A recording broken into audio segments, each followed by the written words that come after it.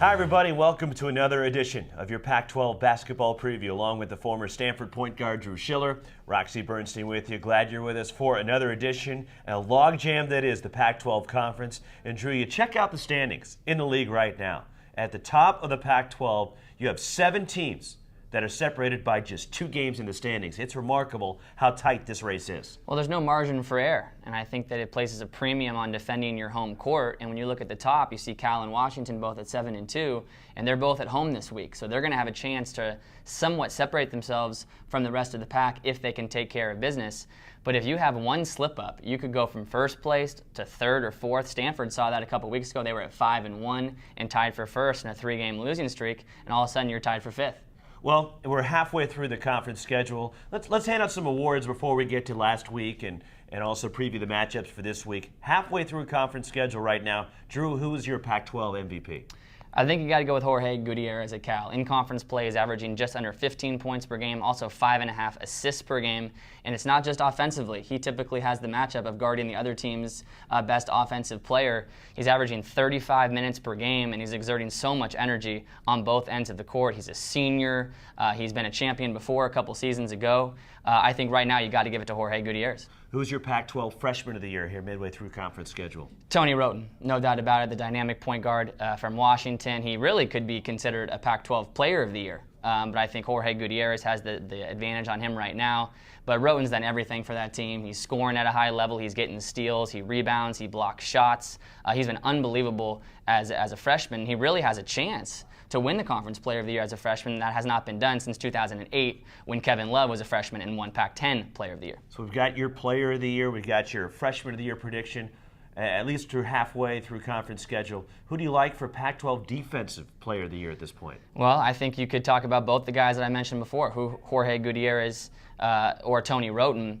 Marcus Capers at Washington State, he's a very good defender. Not as many good big guys inside, so I think that Jorge Gutierrez has a chance to take home a lot of the hardware this year, Player of the Year and possibly Defensive Player of the Year. Well, with so many teams so close to the top of the Pac-12, a lot of great coaching jobs are taking place around this league right now. If you had to pick out one guy, who do you like at this point to be Pac-12 Coach of the Year? I think Coach Tad Boyle at Colorado has done an amazing job. When you transfer from one conference to another, there's a lot of uncertainty. You don't necessarily have any familiarity with a lot of the other teams. He also lost his 2 leading scorers last year in Corey Higgins and Alec Burks to the NBA.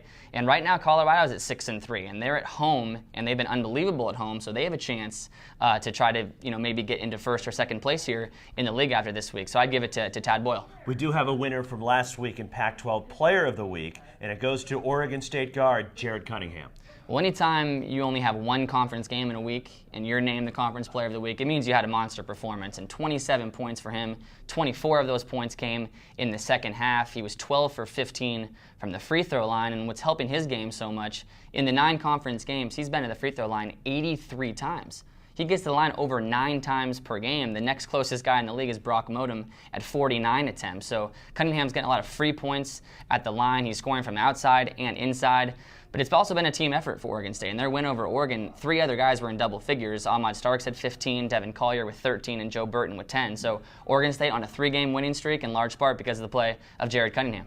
Well, let's get to the action for this week, and it starts Thursday night in Seattle, 6 o'clock Pacific time, as the Washington Huskies host UCLA, a game that can be seen nationally on ESPN, in a real pivotal matchup, not just, Drew, for Washington and UCLA, but has big implications on the rest of the Pac-12 Conference. Well, UCLA coming off a very nice home sweep over Utah and Colorado. In the win against Colorado, the guards were the difference. Zeke Jones with 17 points and 9 assists. Tyler Lamb, 13 points, 7 rebounds, 6 assists. And Jeremy Anderson with 8 points and 8 assists. 26 assists combined for that team, their most since 2006. UCLA has been extremely efficient on the offensive end. They're leading the conference in field goal percentage and three-point field goal percentage. But if they want to knock off the Huskies in Seattle, it's going to be at the defensive end. This is a Washington team that averages 78 points per game at home in conference play compared to just 64 points on the road.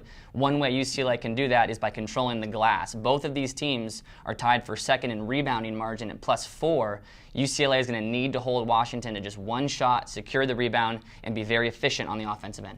Another big tilt coming your way on national television Thursday night. FSN with the broadcast.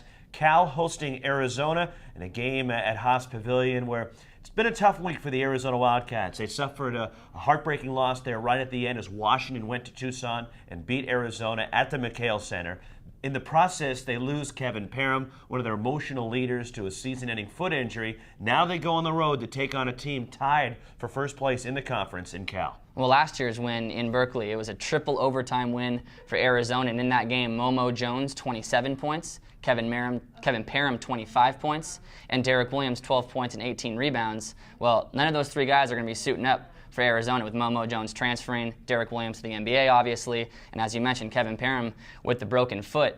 They're really going to need some other guard to step up. Solomon Hill and Jesse Perry have been big up front for them, but they need one of their guards to step up and help score, and Kyle Fogg's going to need to do a great job defensively on either Alan Crabb or Jorge Gutierrez, whoever he's matched up with. Also in that game, Harper Camp had a career-high 33 points for California, and Cal needs to find a way to get him more involved in the offense. They do. Last year he averaged 14 points per game. This year only averaging 9 or 10 points per game, and his season high is 16. But he had 33, like you said, against Arizona last year. He had a very nice game against Stanford. I think he's finally starting to get more comfortable, which is odd for a senior who's had such a good year. But it's been Cal's guards that have been dominating this entire year. But Harper Camp really starting to come along. He can really be an X factor in that game. Also coming up on Thursday night, Oregon is at Utah, game that tips at 7 o'clock Mountain, 6 o'clock Pacific time. Oregon State is at Colorado, again at 7 o'clock Mountain, 6 Pacific time, and a pivotal matchup there as Colorado is undefeated at home in conference play. Arizona State is at Stanford, a 7 p.m. tip at Maples Pavilion, and Washington State hosts USC, 7 o'clock in Pullman. Then the action continues on Saturday. It starts at noon, a national broadcast on FSN as Stanford hosts Arizona at Maples Pavilion, and Stanford trying to bounce back. They suffered a loss at Cal. They've lost 3 in a row heading into the weekend after hosting Arizona State Thursday night. Then the Wildcats come in. It's a game, and it's a home series that Stanford really needs to play well. Well, Stanford has lost 2 in a row to the Wildcats at home. This is the kind of game that might be decided from beyond the arc. Stanford leads the conference in three-point attempts at 196. Arizona right behind them in second at 174. But Stanford in their last 3 games is shooting it at 19% from the three-point line, 13 for 67. And Arizona is the best in the conference in defending the three-point shot, holding teams to 26%. So if Stanford can knock down some shots early and gain some confidence, it's going to give them a chance. But Arizona, they like to shoot the 3 as well. So if they can make some shots, that's going to hurt Stanford. So that's the kind of game where whoever can get more points from beyond the arcs and have a better chance to win.